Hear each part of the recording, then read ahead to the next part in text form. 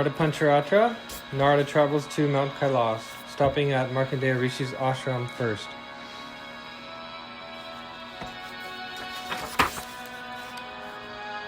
Vyasadeva said, after conversing with the sage Lomasha, Narada Muni departed.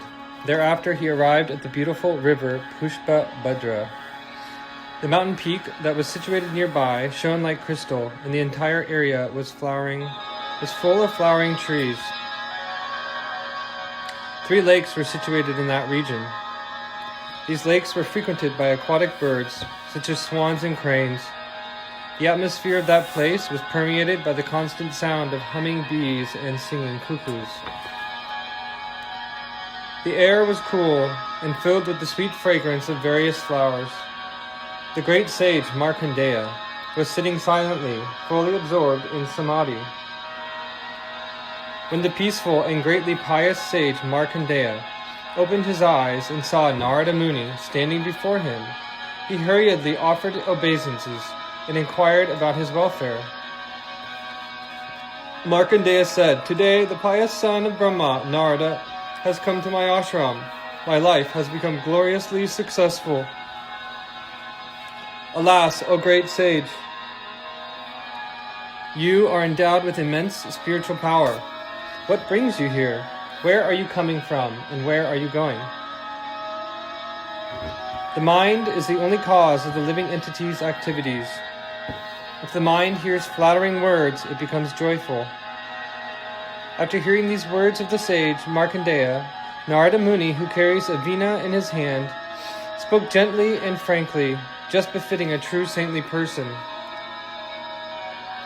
Narada said, "My dear friend, I'm going to Mount Kailash to meet that most wise personality, Mahadev, so that I can inquire from him about the goal of my life and offer obeisance to him."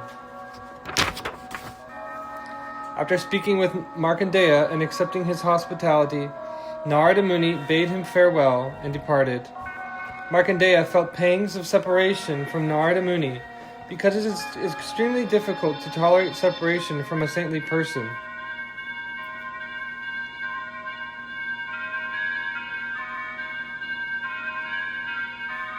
Thereafter, Narada Muni effortlessly crossed over the practically insurmountable Himalaya mountains, and finally arrived at Mount Kailash, which is situated on the bank of the celestial river Mandakini. There he saw a huge banyan tree that was 8 miles wide and 8 miles tall, that had hundreds of beautiful branches, and that was filled with enchanting red fruit, around which many beautiful birds were flying.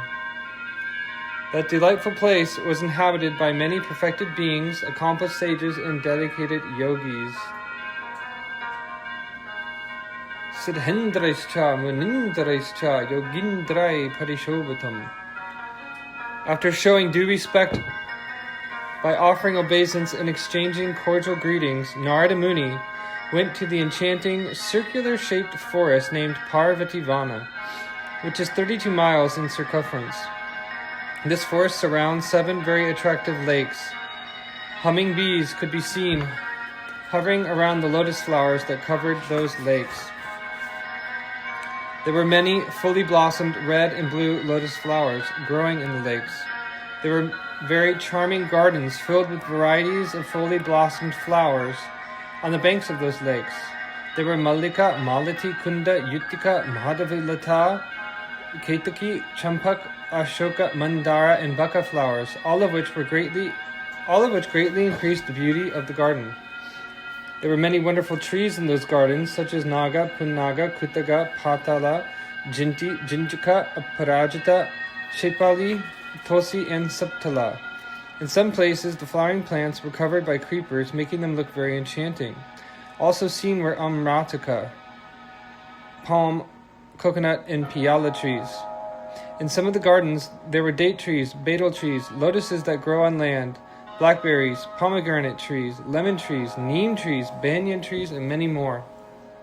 In some places, there were rows of trees like jujube, karanja, wood apple, kadamba, and tindidi. At various places in the gardens, there were magnificent trees like Banyan, Devadaru, Shalmati, Ashwata, Shakotaka, Kunda, Shangu, and Saptaparna. There were flowering trees like the Pichula, Parnashala, Gambari, Balguka, Hingula, Anjana, Balka, Sapatra, and Burjapatra. The gardens also had very rarely seen trees and plants that were filled with fragrant flowers, as well as desire trees and most enchanting parijata trees. Other rare flowers, such as the land lily, chitra, and exotic varieties of champaka, enhanced the beauty of that garden. Some places within Parvati Van were the playgrounds of ferocious lions, elephants, young elephants, rhinos, tigers, buffaloes, horses, and wild pigs. Elsewhere could be seen hedgehogs, bears, monkeys, rabbits, Scythians, spotted deer, yak, and other varieties of deer. Some places within the garden looked especially enchanting as male cuckoos sang sweetly while sitting on the branches of trees, being maddened by the arrival of spring. In some places, parrots, swans, peacocks, chemunkaris, and kanjana birds were seen. Within the forest, the trees were decorated with fruit of various colors, including green, yellow, red, and black. Some trees were seen to be decorated with newly grown twigs and leaves and were surrounded by tender plants and creepers. In Parvati Van at Mount Kailash, there was no enmity between birds and animals. Even wild animals passed their time in harmony. The small animals were not at all afraid of the large. Within that forest, there was an especially beautiful and sanctified spot that was decorated with blue sapphires, rubies, and other precious stones, where Lord Shiva and Parvati would frequently enjoy their pastimes.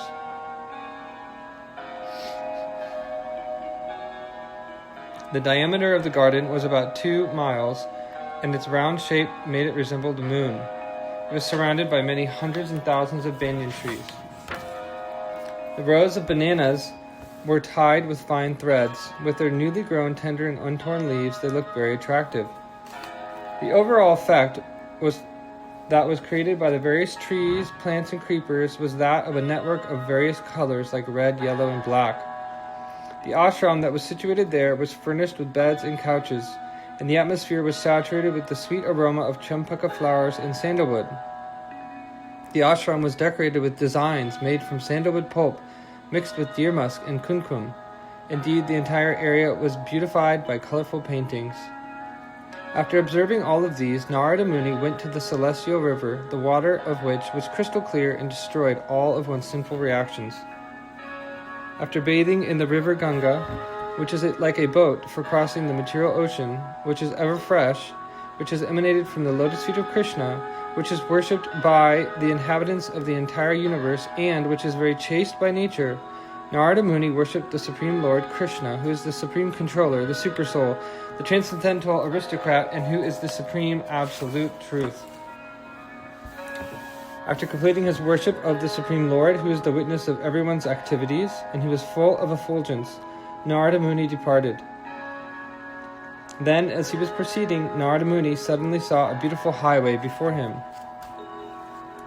The road was neat and clean, and had been personally constructed by Vishwakarma. It was very nicely decorated with brightly effulgent precious gems.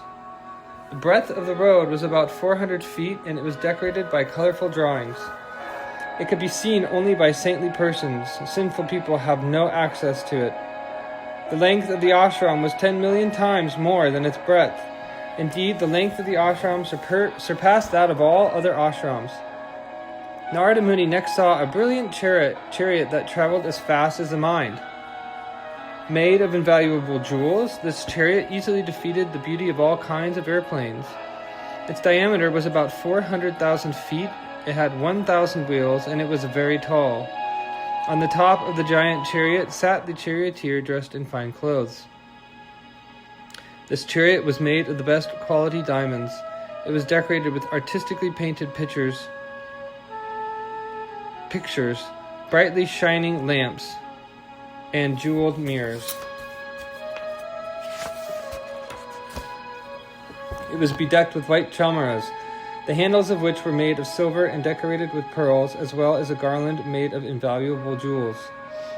The chariot was decorated with garlands of parijata flowers. It looked as effulgent as thousands of suns rising simultaneously in the sky.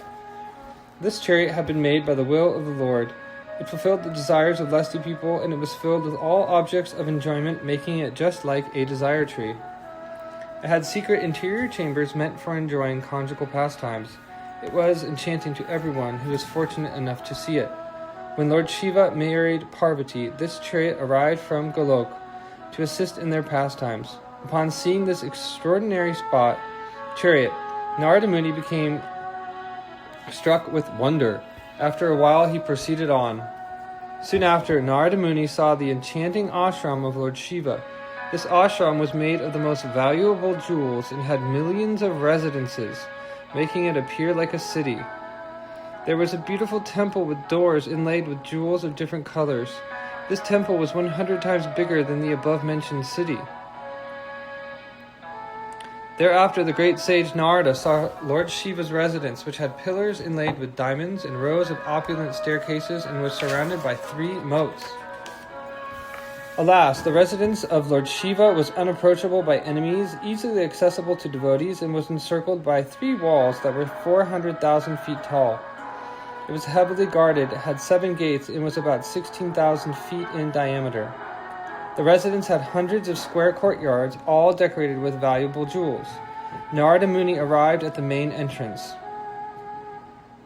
There he saw the transcendentally enchanting Rasa Leela pastimes of Lord Krishna in Vrindavan painted on the jewel foundation. He also saw deities of Radha and Krishna in numerous temples that were dedicated to their conjugal pastimes. There were thousands of groves surrounding the residence of Lord Shiva. The doorkeeper at this gate was the powerful Manibhadra. He was decorated with sandalwood pulp and a flower garland, and he held a trident in his hand and wore a headband.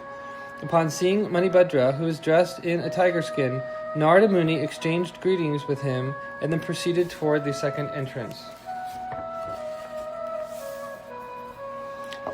As he entered that gate, the best of sages, Narada Muni saw some exquisitely beautiful kadamba trees painted on the wall. He then saw under these kadamba trees, which were situated by the side of Yamuna, the gopis bathing in the river while keeping their clothes on the shore.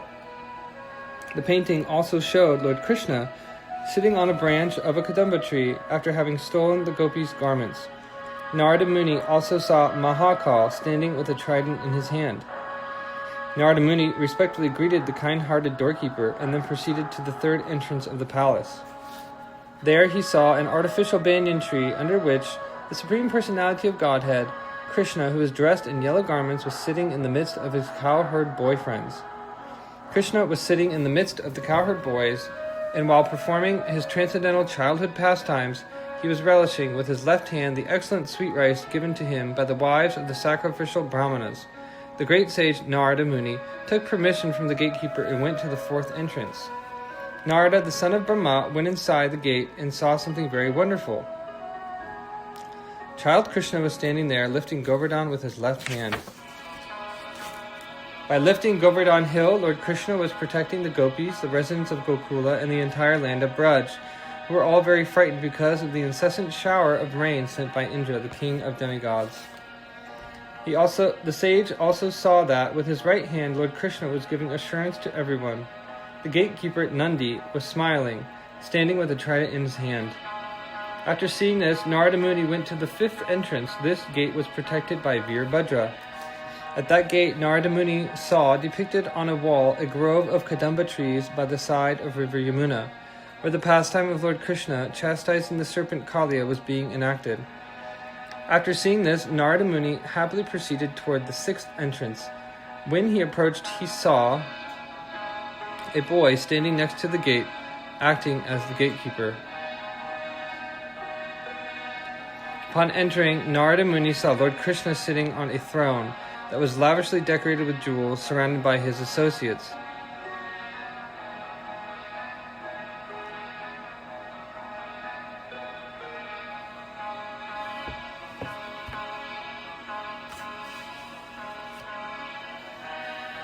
The pastime depicted was that of Lord Krishna leaving for Mathura as Nanda, Yashoda, and the gopis were crying with grief. All the residents of Gokula had taken shelter of Krishna But now Nanda and Akrura were feeling pangs of separation. After seeing all the Brajavasis plunged into an ocean of lamentation, Narada Muni approached the seventh entrance. There he saw how Krishna, along with Baladev and the cowherd men of Braj, had entered Mathura, which is transcendentally situated. Narada Muni saw these pastimes painted on a wall. He saw how the inhabitants of Mathura were standing in rows, being very eager to have a glimpse of Krishna.